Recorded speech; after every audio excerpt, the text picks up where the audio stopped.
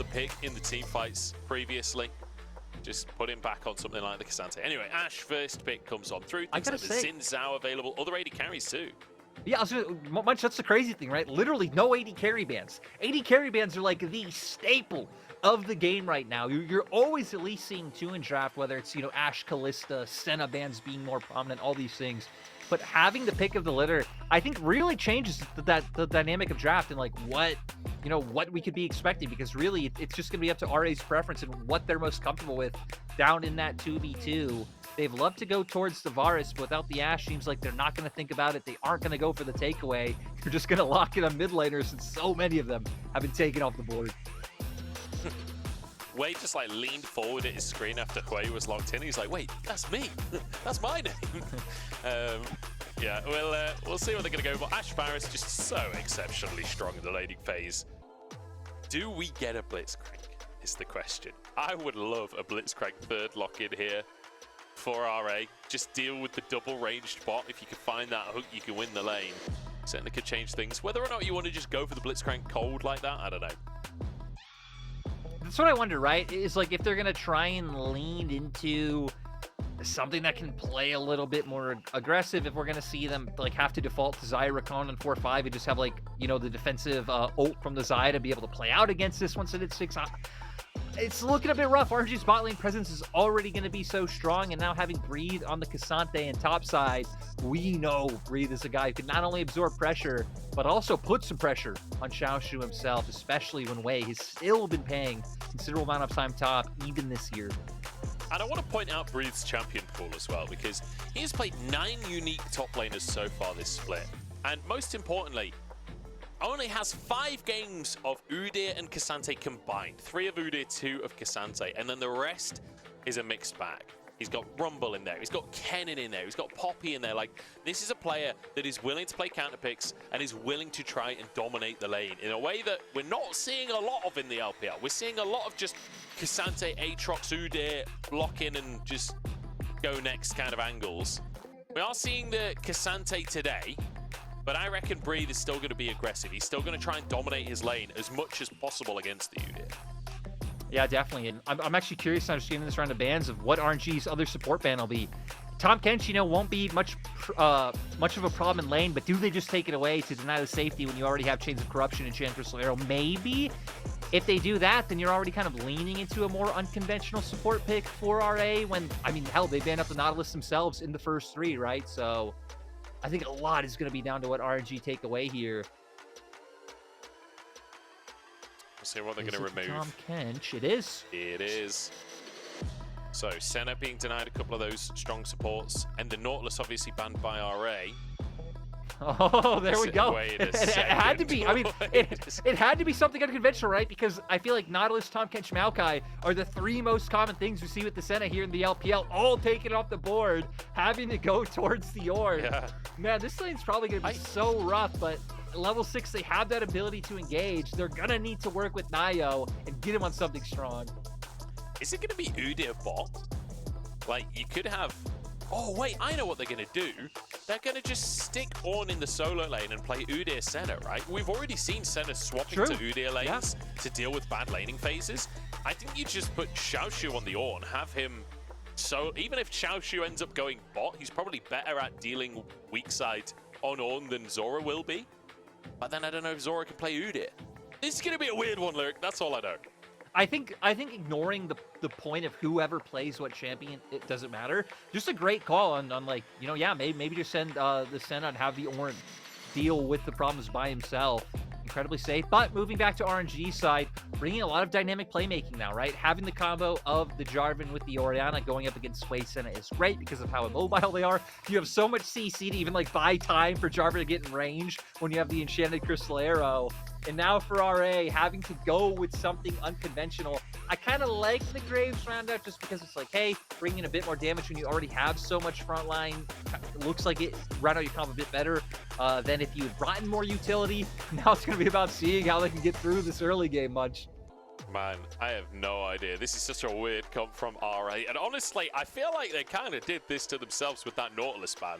I'm not sure what the goal was with banning that Nautilus in the first place. It's not like Ming has been spamming it, but still though, You know, one of the reasons why I actually haven't played it that much, a lot of teams have been banning it against them. Still, I feel like the bigger problem might just be holding off on your bot lane for so long, right? They opted in for going for Udyr Hui first, and that left it to where their bot lane got pinched. So we'll see if RA ends up regretting that after the fact, or if they can make this work out. Build up a bit of a win streak for themselves. RNG underperforming so far this year.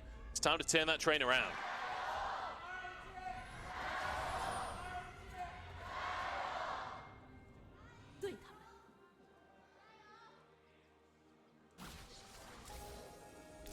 RNG already setting up for usual control over this bottom side early on. And yeah, it looks like Assum probably going to start down towards the spot side, but like you pointed out, I wouldn't be surprised to see this center roaming pretty early on, maybe taking advantage of the opposite side of the map. One thing we can give our A's comp right is it should be able to find Prio in mid and top. So they will have some avenues to play through and allow Naiyou to farm and potentially look for some aggression. Yeah. Oh boy, here we go. Tangyuan's gonna face check in. I think he's gonna be in a bit of trouble here. Zorah's moving over as well. Flashes to get the slowdown. Tangyuan is going to die. And this first pick, Udyr, I guess pays off. I don't know how much credit Udyr can really take for that kill, but hey, first blood nonetheless. Yeah, no, it feels like the biggest part there was the way the QE. I mean, not only are you getting that damage over time, but that also slows. So it made it so Tangyuan has to flash right away. Ooh. Gonna get more action, Munch. Yeah, I don't know how much they can actually do here. I guess they can force them away from the wave, though. Realistically, this is a fight that Assum and Zorah never, ever win. Ming and LWX moving in to grab some CS instead, just trying to deny a little bit of XP. We'll be able to do so. Like you said, right, this bot lane definitely going to be about the scaling that they offer rather than any lane presence. Still, though, in my mind, when you do have a support with such guaranteed engage at that level 6 mark against double immobile squishy, like, I'm really going to be tracking how RA chains Naiyou down with that bot lane. Because, that's going to be the only way that they're going to be able to find any sort of bounce back, right? If not, just going to be pure punishment the whole time. Yeah. I feel like it's all going to be about Naiyou as well. Last time on support was played, 2019. By 5 on By OMG. 5. Oh, wow. Man, that feels like a long time ago.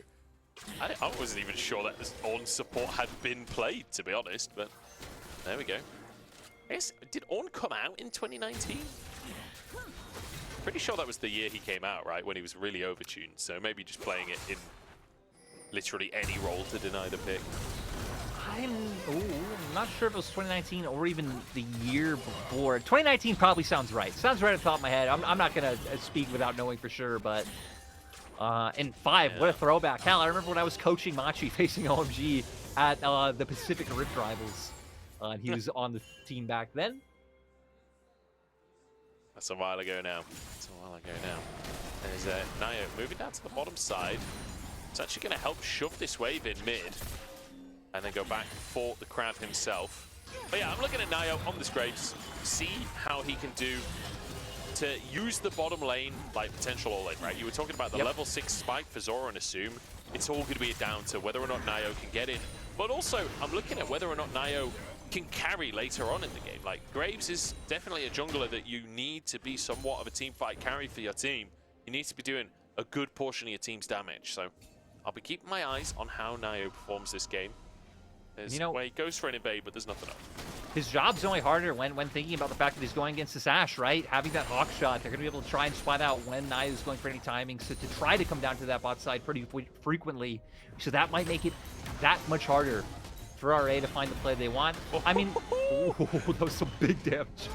Breathe just W's the wave to get Xiaoxu under tower without minions. That was clean from Breathe, honestly. Really nicely done. I mean, Braid, someone who's proven himself and, you know, been able to compete with the upper echelon of LPL top laners. Xiaoxu kind of being this promise of the future, someone that, you know, we're excited to see when he's around a roster that, you know, maybe has a bit more experience than what this RA1 currently has. Yeah. Let me hit you with some, hang on. I'm going to hold Oh no, okay, there's a ward. I don't think anything's going to happen. Let me hit you with some Breathe stats, because Breathe has been a bit of a monster so far this split. Even though RNG haven't been winning necessarily, the fact that he's been going for all of these counter picks and being able to play into these tanks means for CSD at 15, he's first in the league at 13. For gold difference at 15, he's first in the league, averaging almost 600 gold ahead at 15 minutes. He's got the second highest damage percentage and the highest amount of champions played. Breathe has been dominating laning phases across the course of this split so far. Part of that down to the picks he's been doing. The question will be whether or not he can have that kind of performance on this K'Sante against an Udyr, a matchup that typically people like to pick the Udyr into, so you can go proxy that fourth wave, so you can find advantages on the map. We'll see what Breathe has to say about it. And, you know, that's only even more impressive when, like, sure, Wave pays some attention to Breathe. Like, maybe, you know, every other game, like, we'll see, like, him gank there early and set him up. But a lot of the time, Breathe is left on the island. RNG actually has the second highest first dragon rate in the league. We see them getting first dragon here, so, you know, they understand it's about enabling bot side. So, again, only makes Breathe stats that much more impressive. Now we're going to see, though, if any punishment's going to come through. A lot of members of RA towards his top half of the map. Yeah, Grub's taken. That's 3 for RA to start us off. And Naiyou immediately looking for some extra camps. You can see the jungle CS deficit already pretty heavily in favor of Naiyou here. Managing to find an advantage. He'll have Skull Crab, and his top quadrant is just respawning as well. So wait, falling a little bit behind at this stage. And I'm doing a nice job of being able to be ahead and trying to stay ahead. Now hitting that level 6 mark. So a lot of bursts going to come online. If they could find any sort of 2v2 or 3v3, they'd probably be stronger right now. But, I mean, I guess maybe not in the 3v3 when we could see that Assum obviously went for that roam, only sitting at level 3 himself right now. Yeah, it feels tough. This is the problem, right? It's like, yeah, maybe you can get an all-in at level 6, but you have to one-shot someone because you're so far behind in damage at this stage. It's going to be tough. We'll see how they get on, whether or not they can sort of survive. Breathe just trying to trade with Xiaoxu once again, but Xiaoxu can just pretty much infinitely push these waves in, has the sustain from his turtle stance. It's a very difficult lane for K'Sante to really get anything done unless the Udyr oversteps. Which, you know, which we've seen. I was going to say, it feels like it happens a solid, I don't know, we could say like 1 out of 3 times, right? Like, when every 3 games we see the Udyr overstep, we see him get Q3'd or W'd or something under turret, and then it ends up regretting it later. I want to point out that Naiyou finally went for his back right now, so coming in with some pretty big items, straight to Durkin, a little bit of Rectrix in pocket. Zorah has called the Forge God. Like you said, though, lots going to come down to burst. 2, 3. Okay, just wet noodles, wet noodling. But yeah, lots going to come down to Naiyou being the one to, you know, get that damage off, get the one-shot damage down. I guess worst case, you at least blow flashes, but I think it's a lot harder to make a Graves just come right back down to bot when he's a champion that needs to be farming, right? And can't really just give up everything to spend his time ganking lanes on repeat. Naiyou moving now into the river. Let's see where Wei is at. There's a control ward in his inventory. I wonder if he's going to go for like a deep control ward or instead roaming around behind the enemy bot lane. Will be spotted though, so won't be able to get the gank off that he's looking for right now. But perhaps can turn it into something a little bit later on. As RA finally with their jungler in the area should have push. Although it looks like they're backing up a little bit. They don't want to overstay anything. They don't want to overdo it, but RNG full respect from their bot lane. So even though now you can see Naiyou in the mid lane, they'll still be able to get that wave crashed in. And a very slow game going on so far. Definitely favoring RA in what they're hoping for. RNG, nice trade coming out from Vicla. But RNG, I mean, now they're at a point where you'd expect them to start looking for plays, especially picks with the Enchanted Crystal Arrow and Cataclysm. They could look for those anywhere on the map, but still focusing around Zorah and focusing around that bot lane turret. Yeah, I think they might be about to dive. That's the play that they're going for right now. Zorah, let's see how your Ornn combo is, because you've got 3 targets that could be pretty much one-shot by an Ornn combo, if you can pull it off. There's a knock-up onto Ming. He clears the wave, but the CC chain is so terrifying. And Zorah's stuck underneath the tower here. All comes on through, but it's too little too late. And it'll be a kill into the pocket of Ming. Okay, reverse dive coming through, but they don't have a wave just yet. Here we go, breathe under tower, all out available. If you can pull someone out of the situation, Xiaoxu tanking it. They're not doing any damage. Graves can't hit him behind the tower. Naiyou's just hitting the tower this entire time. And Breathe pulls Xiaoxu back under the tower. Oh, he gets out with his life, but that was close. That was so close. Like you said, Breathe, making it so Naiyou is having a hard time finding any damage on him.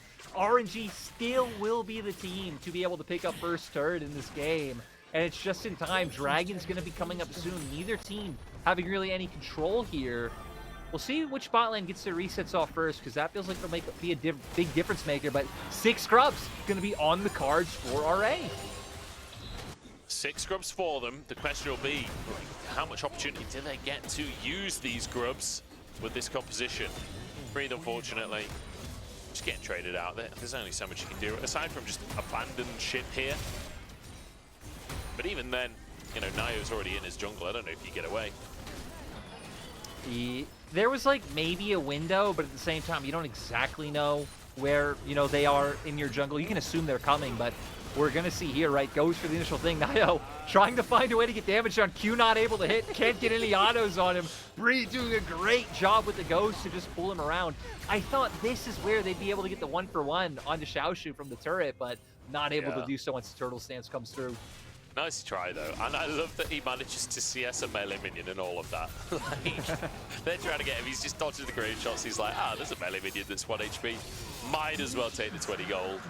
But there we go. 2 Drakes now for RNG. As you said, down to the bot lane. Cryo, they did get their resets off first, so they can get back out onto the map and take that Drake for themselves. So very much top side focus versus bottom side focus in this game, which honestly, not something we see all too often. Like, there are very few teams that are focusing topside quite in the way that the map feels like it's been actually split in a sort of 2020, 2021 kind of way.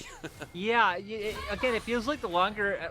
okay, not going to connect. The longer LPL goes on, I feel like the better we're seeing teams use scrubs. I feel like the more we're seeing teams go back to like, hey, actually there are times where we can't play around top and look for things because we can't contest spot. It just seems like teams are taking a bit of time to ease in.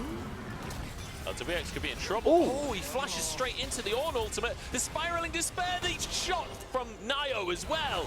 The long-range barrage from RA. And the pain, like you said, LWX flashing in to the Ram for the Forge God. Not a good look in RA. Now just up above a 1K gold lead at not even the 13-minute mark. Great ult from Naiyou as well. The collateral damage in just as the spiraling despair is about to pop off. So we get the extra bit of damage there. That'll be a kill. Another wave crashed in. Naiyou invading once more. Has his smite available. Wei trying to contest, but no chance on that one. And that is not a 1v1 that Wei's able to win. Has to just completely concede. Ming moving over, but I think RA get away with this. And it feels like RA have traded the map so well, because usually you'll kind of get, okay, maybe some kills happen topside or happen mid, but the team with the winning pot gets all the plates. They're so far ahead. But it's like RA have been getting plates mid, they've been getting plates top, they're way ahead in CS in terms of jungle. Everything is just evened out to where even if LWX is strong, doesn't matter. But still, unfortunate flashing into the Call of Forge got great collateral damage like you said, and the whale just being there, ticking down, and the explosion able to come through and finish it off. Yeah, I feel like you could just flash down there, honestly. Yeah. But unfortunate for LWX. Here we go, Herald spawning onto the map. And RNG first ones on the scene. Their neutral objective control has been decent for the ones that they have shown up for, essentially, completely foregoing those grubs. And Breathe has managed to stay, honestly, really decent on CS, considering the amount of pressure he's been under. But RA moving in to contest the Herald here, knocking it down to 2K. It's going to be a smite fight, but Wei forced out of the pit.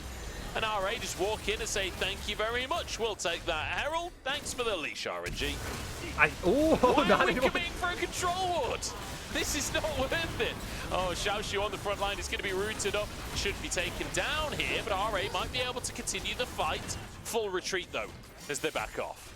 What a clever engage. Like, waiting, knowing that two of the other members of RA had circled around the pit, and that's why their opening was there out of, you know, what seemed like a random angle is Ming. Oh, the snipe! It does hit, but the follow-up, unfortunately, not able to come on through.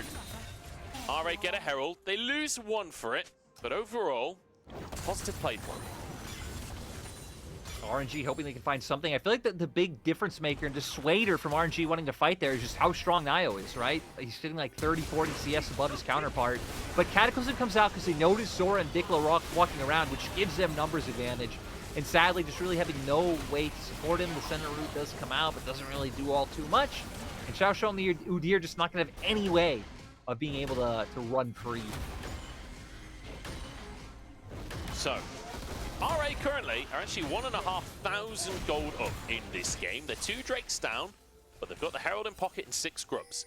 So far, a really impressive start from them. And when you consider the fact that this is a game with Senna on bot, they are cruising through. They've made it through the early game pretty much unscathed. And when it comes to these team fights, their composition looks pretty scary. Great Bellows Breath. Oh, wait, it didn't block the stun? Not coming through in time. But I actually want to point out, because you pointing out RA's lead. RA actually have, even this split, like a 67% win rate when they're ahead at 15 minutes. They're just typically never ahead. They're usually down about 1.5k gold, so that's a good sign for them. Yeah, statistically, doing pretty well when they get a lead. All of those corrupts, man. Oh, we're taking this down to the bottom side if we can. Running all the way through the river. Okay, we're just... okay, it's just a taxi. It's just a taxi. I thought we were going to try and take it to the bottom lane. Maybe he didn't mean to click it. Not sure. Either way, Drake started up here by RA. 2,000 gold lead. Can they find a fight, though? Ornn ultimate is available. It's the Drake down to 5k. Xiaoxu behind enemy lines here on the Udyr. The call of the Forge God comes on through. Knockups across. Just wait for the time being. Drake taken now. Can they find a fight as well? Ult from Tangyuan doesn't land, but the collateral damage does. And Breed now alone on the front line as the rest of RNG just trying to escape over Banana, but it's not going to happen for them. Vicla taking a bit of damage. Way flashed away from on the ultimate, and LWX just flattened under Zorah's hooves. Whale go down as well. It's an absolute massacre. And RA, they're destroying RNG. RA sitting at 1-5, taking down. Again, these players who've seen heights, right? Breathe, Way, Ming, LWX, the world champion, and all these youngcomers coming in and really just putting on such a good performance. Having to pivot in the draft because of the bans, but still making things work out so well in this game. Absolutely fantastic to see from RA. Colin Portugal, I thought he was going to go for all 3 here, but knocks it towards the jungler to try and guarantee the Drake. Oh, but Vicla was so big, landing that CC, throws out the ult, and the collateral damage can finish it off. Vicla really being the big one starting it out. And I mean, the other members of RNG don't really know how to run forward. It's even a little bit awkward, right, at this point. Breed's buying space, but the other 3 very squishy. Ming and LWX especially not feeling comfortable to walk forward.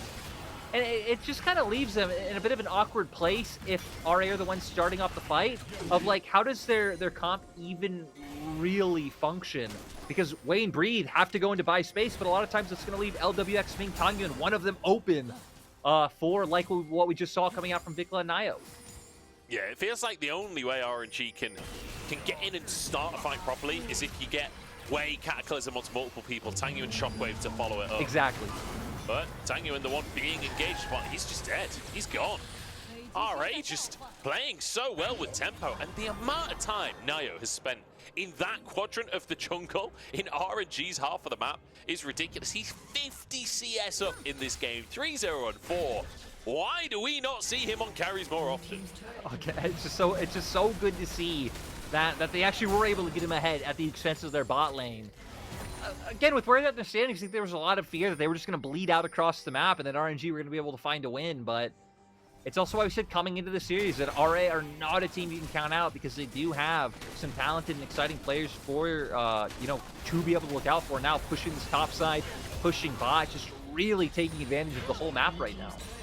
Yeah, and if you didn't really see the value of Void Grubs, get a little case study right there. The Mites holding the tower while you wait for the next wave so you can still keep hitting, you still get the backdoor bonus. Or the towers don't get the backdoor bonus more. And that's the value of having all 6 right there, making work of it. I mean, they're, what, 7,000 gold up, almost, at this point in the game? That's kind of insane. RA they're not just beating RNG, they are destroying them right now, and it's great to see them having such a good performance. Zorah could be in trouble, no flash available for him. There's a shield. He's pretty damn tanky. He will finally fall. I know Assum's Q would not have helped him survive, but still would have been funny if he could have survived long enough for reinforcements to come. Sad for him that he does go down, but at the same token, RNG can't really take too much on the map. They might be able to get this turret top here. I think a lot depends on if Naiyou's going to try and come up and prevent this. Looks like he will. I'm surprised that if he's doing that, that Vicla feels so secure and walking so far forward. I miss when we had the Robo Kernel. You know, me too. Back in like 2020, 2021, that win percentage graphic that just popped up, it used to have the KFC Robo Kernel telling you what the odds of the game were. I do gotta say though, the worst part was I think there was a split when like we had it, but the audience didn't, or something along those lines. That was a confusing split. Yeah, couldn't talk about the Colonel living his secret life. On the screen, but I can't talk about it. I don't know how. I'm talking about it when he's not on the screen. He was so good. He'd just pose. He'd give you a big thumbs up, and you know, when the Robo Kernel gave me that thumbs up, I knew everything was going to be okay. Exactly. He made you feel secure, and he made you feel like you knew, like whichever team the Colonel said had the higher chance of winning, like you had to believe in that he was going to win. What crazy. Kind of holding back into this game. Plus 2,000 gold in jungle right now is ridiculous. We can see that. 2.5 items coming through now that he has the opportunity there as well. Graves is only getting stronger and stronger. Then you look at Vicla, only kind of the full defensive start so far, but still, they have enough damage. If they aren't going down, if they aren't dying, if that Banshees is enough and making sure that Ming isn't finding those arrows, that is doing so much to shut RNG down from finding any picks to get back into this game. And I feel like that's the only way back, right? Some kind of big pick off of a crystal arrow, but the problem with that as a style is you're kind of banking on RA making a big mistake, right? Because even if you get the big crystal arrow, I'm not sure you can actually win a 5v5 at this point. Even if you've got a stun on an AD carry, I think you still just lose because there's so many carries on this RA squad. It does feel like RNG need to not only be in a position to punish, but they need to find RA with a player mispositioned, overstepping, and then find that opportunity off the back of it. Exactly, right? The star's gonna line. If their comp had like other, you know, like maybe especially like a different mid laner or you know, something a bit more proactive, right? Talia, TF, any of these types of picks, there'd be more options there for like finding picks of sides or something like that. But with the Ornn, it does feel like you're kind of relying on Ashe to maybe set up for Jarvan to catch someone out. If not, it's all just about the Enchanted Crystal Arrow setting up the fight. And from what we've seen, RA not only have tremendous engage, like great front line between Udyr and Ornn, they have range to play with between Senna and Hui. Like, they just have so much going for them. DPS, Spurs, really does have a bit of it all with their composition. Not to mention the amount of CC that they bring to the table. Does feel like the next couple of minutes could decide a lot, though. Baron is up on the map. Drake should be coming up relatively soon again, I think. And it does feel like RA have some power. Oh, there we go. That's how we can use the arrow. Denies Zorah's ultimate. Don't know if that... I mean, it stops us dying, but aside from that, I'm not sure what else... I'm not sure RNG win the scaling war is the problem. No, I mean they don't, right? I mean, coming with Ashe Bars on the bot side, you're up against Senna Ornn. I think there really is no way to do Graves. He's going to do tremendous damage. Hui is going to still be dealing Omega damage from like a screen away. So I think RNG have hit the wall. They realize, hey, there actually really isn't much they can do, especially, I mean, we said it a few minutes ago, but 6K gold down, how much realistically should they be able to do? The answer is not much. So they really are relying on a mistake from RA. RA, I'm surprised they aren't being more willing to go for a Baron bait when they have such good tools to turn. Yeah. Here we go, LWX. They're desperate to try and find these picks mid. Mid seems to be the answer for them, but I don't know if it's the correct answer is the problem. Or will the scanner spot the ward? Oh, it's just out of the range. They didn't see it, and they think that this is swept. So that ward is going to stick around. The control ward for Baron is in the pit, so it won't spot it. This ward from Wei, I think it was Wei, might have been Breathe, will be absolute MVP status by the end of these 3 minutes, I think. I don't know. I know it'll be MVP status, but like, good. RA finally starting up the Baron, because this is how they have to move the cogs of the game forward. If RNG start making their way in, they have to turn with the Ornn. Oh, the Hawk shot comes through anyway, so the ward just feeling a little bit useless now. You know, do you know what the ward needs right now? It needs the Robo Kernel to reassure it. It needs the Robo Kernel to come in and save it.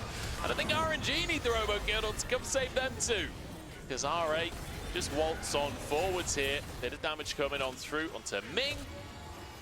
But RA decide to respect RNG for now. They're not willing to 50-50. They're not willing to brute force anything. I think they're being too hesitant. Yeah, I even agree. pulling the trigger a little bit early to where Call of the Forge God didn't connect onto anybody. Free that just started channeling his W, so even if he had gotten hit, it wouldn't have made a difference. I think they're afraid of letting them come closer into the pit because, of course, they're up against Jarvan Orianna, right? They don't want to clump too close together. But I still think they had plenty of space to work with to let RNG come a little bit closer before using that Call of the Forge God. I think this is where it comes to like the veterancy diff between these two teams, right? RA less confident in their late game scenarios, but starting the Baron once again. The MVP ward paying dividends as a Hawk shot comes back in. And we once again call for the Robo Kernel. Here we go though, RA, are they actually going to back away from the Baron? They're looking for Breathe here. I don't know if he's really the best target. I mean, and RNG are doing such a good job of keeping him at arm's length. Naiyou almost goes down. And RNG now looking for a fight onto Xiaoxu as well. They'll escape with the top side. Much the turn is not the same without the Call of the Forge God. Like, they had to be this willing to commit the first time around so they could get that guaranteed engage and just try and have someone block for the Enchanted Crystal Arrow. But now going for the second time, they don't have that same amount of turn power. It opens up for RNG's poke to pay dividends. And now RNG with a great turn, picking up mid lane turret off the back of that. Yeah, great bit of play coming out from RNG, honestly. Punishing, like you say, the hesitancy from RA, not willing to push it forwards. I will just quickly note as well, Senna over 100 stacks at this point in the game. 107 there, you can see, for Assum. So quite a big spike, the 100 stacks. And we are headed towards that late game Senna now. 2 items finished as well in terms of lethality. You got the Blood Song there.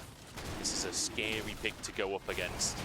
There's a third Drake picked up by RA. They controlled the top side early on, got themselves all 6 grubs, got themselves the Herald, and now controlling the bottom side off of the back of the lead that they got playing top side. It's just great, honestly, Lyric, to see a team play top side and be rewarded. Yeah, it doesn't feel like it's happened all that much, but now we're going to come back to the dance. RA getting vision control around this top side jungle. Gonna have to push out that wave top and start off the dance again, and this time try to, I think, be a little bit more patient with that Call of the Forge God. If not, RA are going to do the standard, wait for next dragon to come up, and sure, they might have the scale. This ward's not an MVP ward, Bunch. It's not another MVP ward. But I don't know, it's a contender. Even if the scaling's there, I'm always fearful when teams let the game go forward like this, because you're also just giving yourself, as RA, more chance to throw the games away. You're giving RNG more chances to create opportunities and potentially pick you off. Yeah. Talked about Ming's ultimate. Having opportunities could be devastating. Call of the Forge God does land onto 2. Naiyou can't quite follow up. It's just a little bit too far away. And the problem is the Call of the Forge God is such a long cooldown. Even this late in the game, you can see how slowly that circle's ticking around on the right of the screen. It will take a long time before they have that big engage tool back, and that really is their only way of starting the fight. Exactly, right? And they keep using it so deep into the enemy jungle, or like when RNG's so far away from them, that they're not even getting summoners for using this ult, right? No flashes, no ghosts having to be burned by RNG, so RNG really just buying more time, and then any extended standoff is going to do well to favor them. You have 3 items on the Varus, picked up the Serraldo's Grudge not too long ago. It's going to be putting off some meaningful damage. I just want to point out as well, Naiyou has his Flame Horizon in the jungle. He's over 100 CS up over Wei. I mean, it is Graves versus Jarvan. You do kind of expect a CS lead, but maybe not 100 CS. I mean, especially as the game goes on, right, to where Wei's going to be more willing to let his carries pick up his camps and realize, hey, I'm just about the utility. It is going to extend even further, but still, I mean, the fact that it's been pretty ridiculous for quite a long time in this game is saying something. It's impressive nonetheless, that's for sure. The one downside I will say for the side of RA is they've got quite a bit of lethality in their composition. So maybe if Breed can get tanky enough, build enough armor, perhaps he can soak up what Naiyou, what Assum are bringing to the table. It does feel like a bit of a desperate dream though, to be honest. And also, Vicla has built currently 0 damage. With the Banshees coming in. Would like to see the... He's got full utility. I don't know how much threat he's really bringing to the table for now, but hopefully that will improve with the next couple of items. And it does feel like this could be quite a long game, Lyric. RA, not quite sure how to push the game forwards. We've got a cheat sheet here. It says, threaten the Baron, wait for them to come into pit, use on ult, win fight with your ridiculous gold lead. But they don't seem to have that cheat sheet for themselves. I do gotta say, though, like, even with slower series, it looks like today might be a day full of going the distance. Me and you haven't really had to do that, so, you know, I welcome it with open arms today, Munch. I welcome it with open arms. Yep.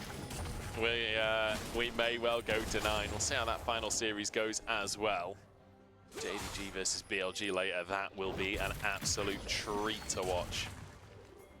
Make sure you tune in into the main stream for that later on. But for now, it's RA battling away for the mid wave once again. How exciting. Wei throwing his you know, spear into the brush. Do you know, I would love for Xiaoxu to just go bot using these grubs, but here we go. He's going to go for a flank on mid instead. LWX the target. Call of the Forge Gods. Flashed away from. They can't quite find the engage. They've got some damage onto Breed though. Is he tanky enough? Yes is the answer, and the shockwave it onto everyone, but the shields come through from Assum, and somehow everyone survives. Now Breed is the one to go down as LWX, just about getting away with his life. How on earth did RNG not win that fight? They had everything they could have dreamt of, and they still end up going down. Like you said, the setup was there. Now for RA, they're just going to be able to run forward and actually potentially look for the end. 40-second death timer on LWX. They might just be able to do it. Breed down as well. It's 3 men remaining. Tangyuan has to clear this wave. Remember, no Baron was ever taken by RA. Wei has been caught, but he just about gets away with his life. Tangyuan surviving for now. Needs to clear these waves, but there's so many mites. There's no way to get through all of these minions, and RA have done it. They finally find the angle. They get themselves a fight, and they should be able to take down this. Assume almost 2v1 on the bottom side of the play. As RA take game 1 over RNG. Yeah, I mean, they were just in control that whole game. Well, like we said, RA win about like 67% of the games when they're ahead at 15 minutes. They just usually don't find that kind of lead. This game, they were able to do so. They were setting up their Graves at kind of the detriment of their bot lane, but it worked out beautifully. So you pointed out Naiyou with the Flame Horizon even. Yeah, and to be fair, when your bot lane is a center that's just going to come and follow Graves, and Zorah can just play on. It turns out Zorah's decent at all. He missed a couple of the ults, but generally speaking, clearing the waves well, hitting the ults well, upgrading items. What more could you ask for? Fantastic game from RA. They're 1-0 up in the series, and we'll see what RNG can do about it after the break.